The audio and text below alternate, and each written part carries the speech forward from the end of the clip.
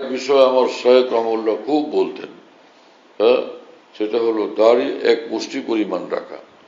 দাড়ি এক মুষ্টি পরিমাণ রাখা, হাতের ডান দিক থেকে, চেহারার ডান দিক থেকেও এক মুঠ, বাম দিক থেকেও এক মুঠ, এবং থুতনির নিচে এখানেও সে হাতের এক মুঠ। এইভাবে ধরলে এর বাইরের এ পর্যন্ত পৌঁছলে এর বাইরের অংশ কাটতে পারবে। কিন্তু এইভাবে দাড়ি কাটা যে এক মুষ্টির কম হয়ে যায়, গুনাহ কবিরা। হ্যাঁ, অনেকে দাড়ি রাখে, তারপরও সে উল্টাপাল্টা কাজ করতে থাকে। দাড়ি রাখলো, পরে দেখে যে এখন দাড়ি তো ভাই সাদা সাদা হয়ে গেছে। এতকাল দাড়িকে জবাই করার কারণে জলদি সাদা হয়ে গেছে। এখন সে দাড়িতে কালা কলপ দেয়, কালা কলপ, হ্যাঁ, কালা রং দেয়। পাওয়া যায় এগুলি কি জানি কালা। ভাই, যে মানুষ বুড়ো হয়েছে এটারে এই কালা রং দিলে কি এটা জোয়ান হয়ে যাবে? কি দরকার কালা বানাও এটাকে? এ সকল ঝামেলা না করে তার যে সহজ পদ্ধতি হলো তুমি মেহেন্দি লাগাও। আর মেহেন্দির মধ্যে কোনো অন্য কিছু মিশানো, যার কারণে এটা গাঢ় হয় এবং রংটা কালো না হয়ে কালচের কাছাকাছি হয়ে যায়, সেটাও বৈধ, তাই না?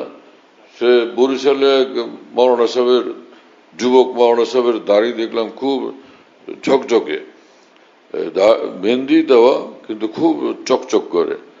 আমি বললাম, ভাই ব্যাপার কি? কানের কাছে এসে বললো এটার মধ্যে গোদরেক লাগায়। গোদরেক কি? এটা গোদরেক? হ্যাঁ, গোদরে না গোদরেক, গোদরেজ। হ্যাঁ, তো সে জিনিস পরিমাণ মতো মিশ্রিত করলে তখন সেটা আরো গাঢ় হয়, দেখতে খুব সুন্দর লাগে। সুন্দর এইভাবে হোক, সেভাবে না হোক যেভাবে আল্লাহ রসুল নারাজ। যে নিজের এইভাবে করলে তো কে খুশি হবে? অরিজিনাল কালো আর এমনি আর্টিফিশিয়াল কালো দুইটা একরকম হয় না। কাজে যতটুকু করলে আল্লাহ রসুল খুশিও থাকবেন সেটা করি।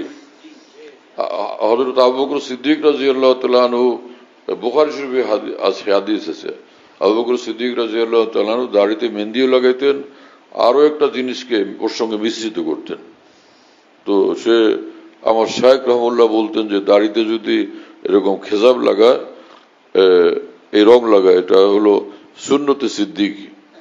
হ্যাঁ, তো সেটা করো, কোনো অসুবিধা নেই।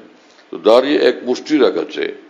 আর এই যে থুতনির নিচে যে এই ছোট ছোট বাচ্চা দাঁড়িয়ে আছে না, ও চিরজীবন শিশু থাকে, চিরজীবন শিশু। এই বেচারা আর বেশি একটা লম্বা হয় না, এজন্য এর নামই হলো যে বাচ্চা দাড়ি। হ্যাঁ, তো আমার শায়েখ রহমুল্লাহ বলতেন, কোন মানুষ কি বাচ্চাকে হত্যা করে? বাচ্চাকে হত্যা করা কি সঠিক? ওইরকম বাচ্চা দাড়িকেও হত্যা করা সঠিক না। বাচ্চা দাড়িকেও হত্যা করা সঠিক না, ওকেও থাকতে দাও।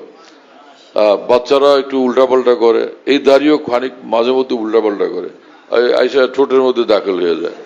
হযরত ওয়ালা বলেন, কোনো বাচ্চা যদি তোমার মুখের মধ্যে আঙ্গুল দেয় তো আঙ্গুল কেটে ফেলবে?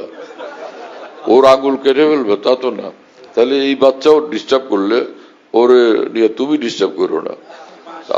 ও যাতে একটু সুন্দরভাবে থাকে, ভদ্রভাবে, সেজন্য থোড়া সা একটু নারিকেল তেল দাও, যে ভাই ডিস্টার্ব করিস না।